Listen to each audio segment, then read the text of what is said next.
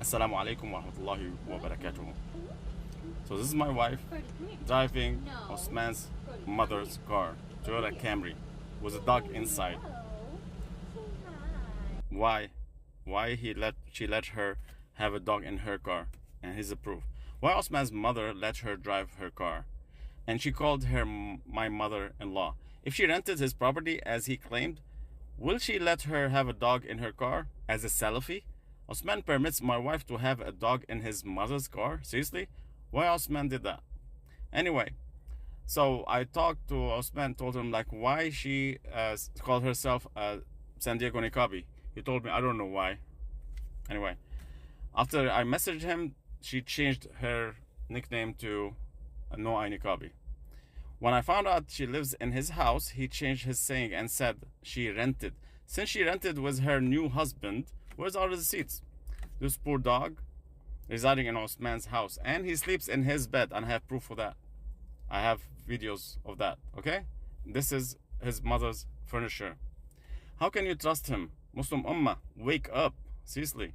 He called the cops to forbid me from praying. Subhanallah. Look at this video. You're not allowed to be here? I'm not allowed to be here? Yes. Why? Because the one who organized that event said you're not allowed to be here. Why? So- I am a Muslim. I don't care. I don't care. The one who's in charge of that event, he said you're not allowed to be here. I don't want to call the cops or anything. Call them. Officer has City Police Department, so they just said that you're not welcome at the mosque. Per them. Okay. And I'm just translating. Okay. Yeah. And Do you have your ID on you by chance? no, I don't have it here. Okay, what's your name? I will not come here. Okay. And I just have to let you know that if you come back, you will be arrested for trespassing. Assalamu alaikum. Assalamu alaikum wa rahmatullahi wa barakatuh. So I am in front of the mosque, inshallah. And I was forbidden by Osman from praying inside. So those guys here are Osman's thugs. Look. Yeah. They're like the right hand of Osman. They're slaves of Osman. ممنوع You're صلي. not going to be welcome in there. You need to stay over here. Hmm? You need to stay over there. You can't go in there. It's private Try property. their best. Yeah. Not to enter the mosque. It's private You're on my way, brother. Just move, please. You can't go in there. Move from my way, brother. You're blocking the alley. You're blocking the alley. This is Osman's wife. This is Hashimiya, Osman's wife. They told her to leave. Subhanallah. When they saw me here, they told her to go back. See, they told her not to get in. They told her to leave. Subhanallah. Yes, this is Osman's first wife. Because I'm here. She knows that her husband did something wrong. That's why they told her to leave.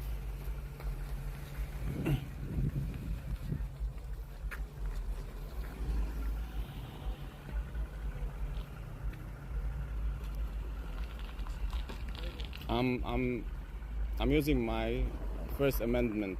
Okay. Assalamu alaikum. That's Osman's first wife, right here.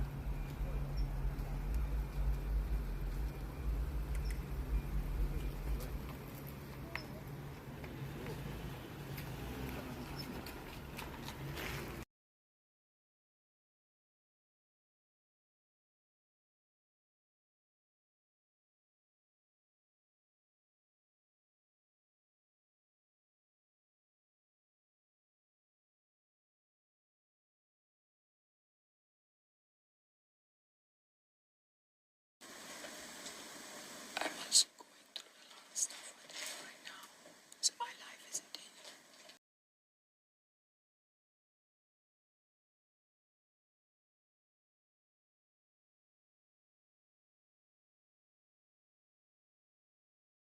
In Islam, we can't talk about our sexual relations with our partners.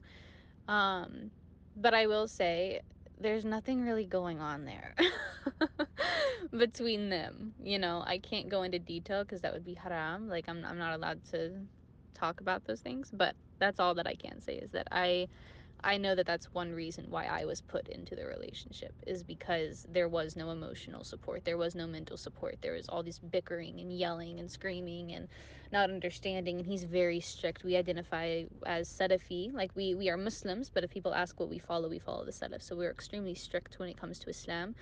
And with that, you don't yell at your husband. you know. So the only reason why they do not divorce is because of their children and because of her sanity and because he wants to be able to take care of her because she's from Pakistan. She's never worked a day in her life. If I had a divorce, I've worked before. I've had a job before. I can go out and make money and support myself. She cannot. She's never had that in her life, and she's in her late 30s. So she would never be able to take care of herself, and that's by the grace of him that he's saying, look, I care for you enough and I love you enough that I want you to stay in my life. I want you to stay my wife, and I want to take care of you, you know. So that was a gracious thing on his part.